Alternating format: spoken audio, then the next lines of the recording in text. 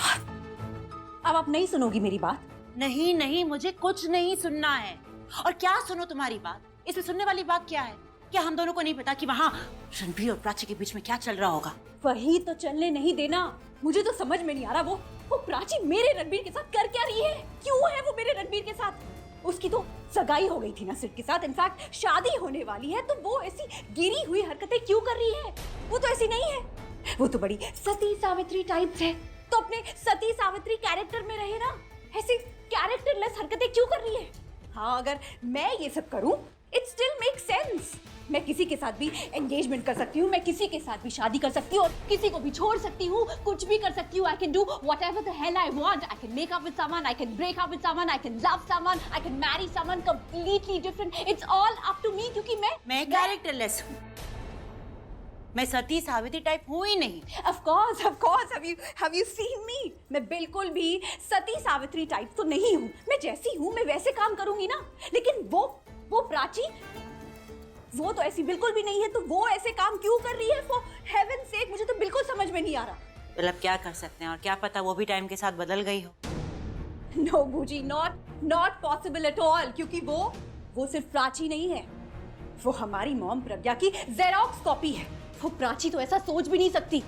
जब भी मैं उस प्राची को देखती हूँ, उसकी अच्छाइयाँ देखती हूँ, तो ऐसा लगता है जैसे मॉम फेस बदल के सामने आकर खड़ी हो गई हो। No, कुछ तो गड़बड़ है। We are definitely missing out on something. अब क्या आ गया आपके दिमाग में? वही जो आंखों के सामने नहीं आया है। Are you sure कि प्राची और सिड की सगाई हो गई है? हाँ बूजी, हुई तो थी ना सबके सामने। मुझे नहीं पता कि तुम लोगों ने क्या देखा, लेकिन मैंने देखा कि वो दोनों एक दूसरे को रिंग पहनाने जा रहे थे और वहां पर लाइट चली गई। और लाइट आते ही उन दोनों की रिंग फिंगर्स में रिंग्स ऑलरेडी थी। उन दोनों ने एक दूसरे को रिंग पहनाई कब?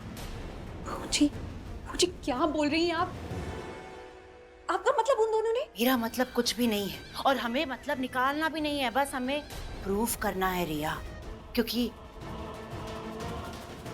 अगर जैसा मैं सोच रही हूँ ना, वो अगर सच निकला तो हम चारों तरफ से फंस चुके हैं और हमें पता भी नहीं चल रहा है, क्योंकि हम अपने ही गेम और अपने ही चाल को देखकर इतना खुश हो रहे हैं कि हमें सामने वाले की चाल नजर ही नहीं आ रही है। प्राची हमारे साथ गेम खेल रही है और हमें पता भी नहीं चला।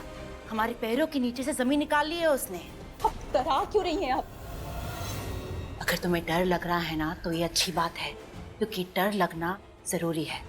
इसका मतलब कि तुम्हें हार मंजूर नहीं है। बस ये डर प्राची को मत दिखाना, वरना हम सच में हार जाएंगे। बस हमें ये पता लगाना होगा कि प्राची के दिमाग में आखिर चल क्या रहा है। कब पता लगाएंगे? कल संगीत है, उसके बाद संगीत? हो सकता है कि संगीत पूरा हो भी ना। मुझे ऐसा क्यों बोल रही हैं आप? अगर संगीत नहीं होगी ना, तो फिर शादी भी नहीं होगी। मुझे नहीं पता कि मैं ऐसा क्यों कह रही हूँ, लेकिन मैं कुछ फील कर रही हूँ, कुछ देख रही हूँ जो मैं एक्सप्लेन नहीं कर सकती रिया। बस we'll have to be extra cautious tomorrow. कल हमें कोई चाल नहीं चलनी है, बस प्राची के हर चाल का जवाब देना होगा हमें।